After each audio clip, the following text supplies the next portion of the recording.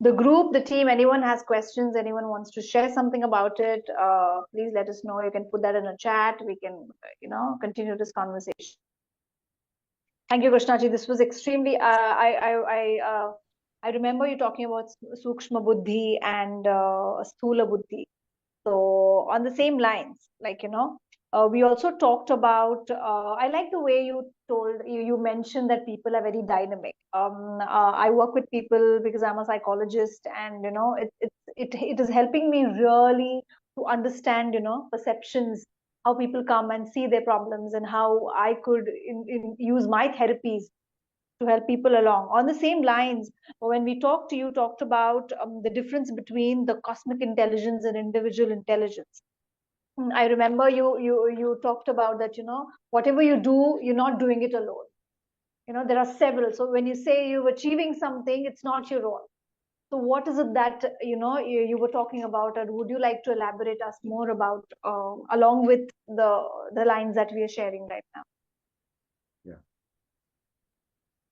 I had a question. Can I? Yes. Yeah. Sure. Please go ahead. Hi. So it's wonderful listening to you and understanding the power of I don't know. But then, just to give you a quick background about myself, I went to care management of elderly people.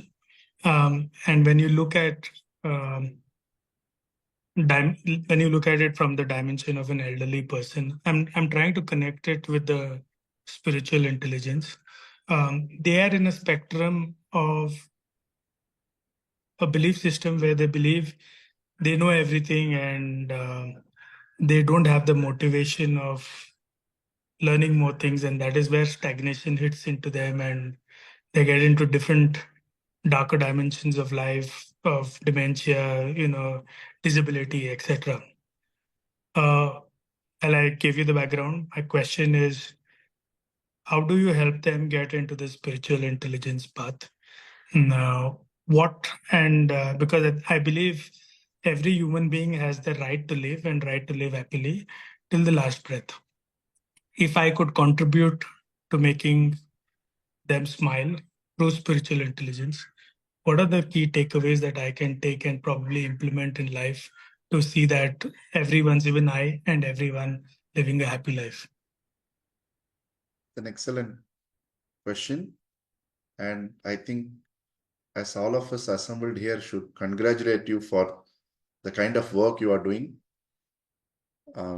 It's very inspiring. I'll give you two approaches.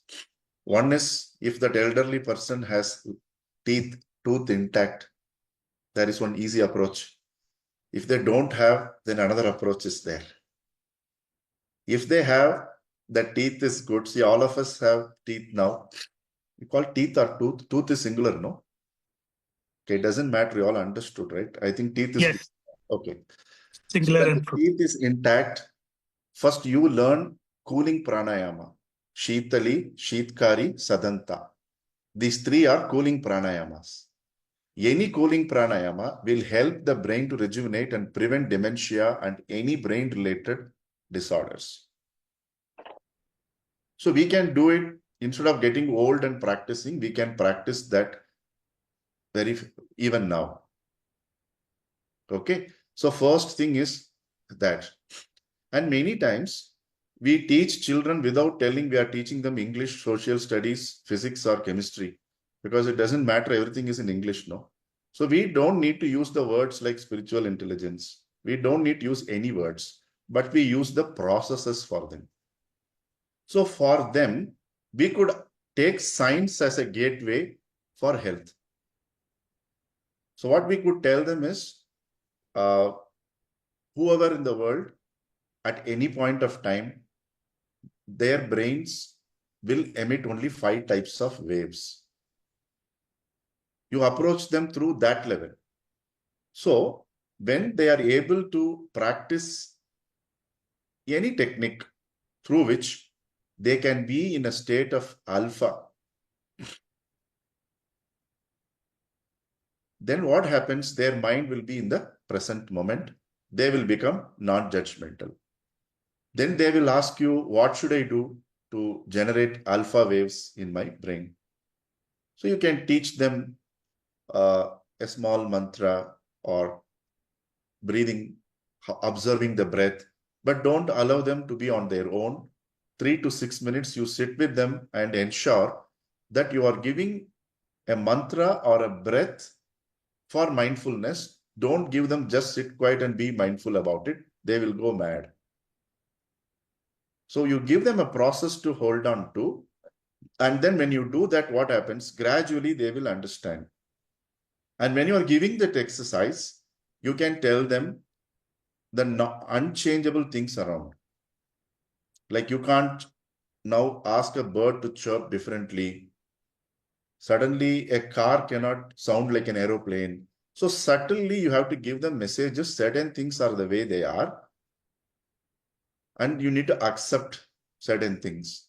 In a subtle way, we also will start accepting elders are going to be like that. When we are growing old, we are also going to be like that. So it is this Sukshma Buddhi which is coming into the play. Yeah. And the Sthula Buddhi. Sthula Buddhi is the gross and intellect where you bring in brain wave and all those things. The Sukshma is the subtle. What is the intention? To help them gracefully age and die. So your intention is there. So you start with these pranayama techniques and start with giving certain exercises which will help them in the brain as a group. And gradually we need to understand we can tap this subject only if they are an astika. That we have to be very clear. After a particular age, you cannot tell someone you have to believe in something. I cannot force faith. Yes. We cannot do this. So that is the limitation of applying this concept for non-believers. So you have to only go through science of pranayama, mindfulness, mantra, and keeping them some eye exercises which Swami Satyananda has taught. There are a lot of eye exercises. The eye exercises activate the brain properly and they will release stress and also help the brain to function in a better way. Like circling the eyes, staying still, you have to circle the eyes here, cross. So if you approach any Satyananda yoga teacher or traditional yoga teachers, they will share these eye exercises. So this pranayama, activities-based mindfulness, not just a mindfulness, like using breath or a mantra, then the eye exercises, these things are going to help people, brain to function better. Thank you, Guruji. I'll just summarize to make sure that I have made a note of what you said. You asked me to, or you suggested that we all start performing the schooling pranayama exercise through which the channels of the mind open to a broader extent and we are more aware of our surroundings. Second is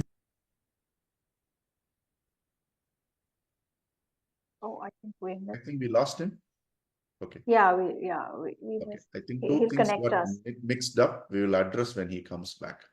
Yeah, no problem. So till then, can we continue with till then he comes back? Can you tell us like what we discussed about cosmic intelligence and individual intelligence? Can you elaborate? Because I find cosmic intelligence a very fancy term. So tell us more about it. Yeah. Very Instagramish. Yeah. I'll just give one summary. Sorry, I'm back. Back. Yes. Subodh, the pranayama cooling techniques are directly related with brain, anti-aging and dementia. This mindfulness using breath or mantra will help us in accepting situations around as it is. Okay. Third, you can also try Yoga Nidra like techniques which will help them, which we are anyway going to talk later in the session. Yes, we're going to talk about Yoga Nidra. Yes. Now, coming to this cosmic intelligence and individual intelligence. In a very basic way, in the teamwork, what we are taught, 1 + 1 = 11. Correct? 1 + 1 = 11, no? When you teach about synergy, teamwork, 1 + 1 = 2 in mathematics. Correct? Okay. Okay. How it can be 11, we are thinking, just remove the plus symbol. No, 1 + 1 will be 11. Yes. Simple. Okay. Like that, Yes. so how many of us are here in the screen? 1, 2, 3, 5, 20 people are there. Yeah. So where are our Gmails stored? Yeah. Emails. Yeah. On the inbox. Yes. Email No, on the collectively all our 20 emails. There's Yeah. So something called a Jayant has. cloud, right? There's something Yes. called Yes. a cloud. Jayant. Yes. Yes. That Cloud. is an approximate understanding of Yeah. an Cloud. intelligent intelligence and cosmic intelligence. The collective intelligences of people who are alive. Tomorrow, we are all going to die. There's no doubt about it. And there is nothing called deletion of any data. Anything can be retrieved today. So energy once created, it's like that only. In one form or other, it will be there. So dead people's email also will be there only. There. Got it? Like this, generations of knowledge, generations Yes. of things are available in the cosmos to tap. This, in the esoteric way, they call it Akashic record also, which is part of the higher intelligence. It's the sum total of all the beings, not only human beings. Okay. Who taught monkeys to hold their mothers when they are babies? Who told the kitten The just it instinct. has to keep quiet? The mother will hold it by the scruff. These are all intelligences. These are all available. We are only making use of that. Like the camera is an extension of your eye. No, Samsung ad came. Whatever is existing there, you can only improvise. And you can only improvise when you know, right now, I don't know, I have to find a solution. Then only new solution you can see. So what we will do is we are going to tap it into that cosmic intelligence. Now, just observing how a parrot is making sound, a vehicle is making sound. When your mind is quiet and you are being aware of everything other than you, you start picking up information from things around. So that is why they say when you go to the meeting, when you are a better listener, you can grasp more. You can come out intelligent. Like that, when you are quietening your mind in your private time or in workplace, you will start getting access to inputs which are right now beyond our present knowledge. So for that, the easiest of the processes are given in Yoga Tantra, because today Vedic system is beyond the reach of commoners like us. It requires a lot of rigor. So the applications are provided in Yoga Vedanta and the Tantra systems. So we need to practice certain techniques, because by only intellectually discussing, nothing is going to happen. We will feel guilty that there is a lot of knowledge, but I don't know how to use it. Yes. Yes. Yes.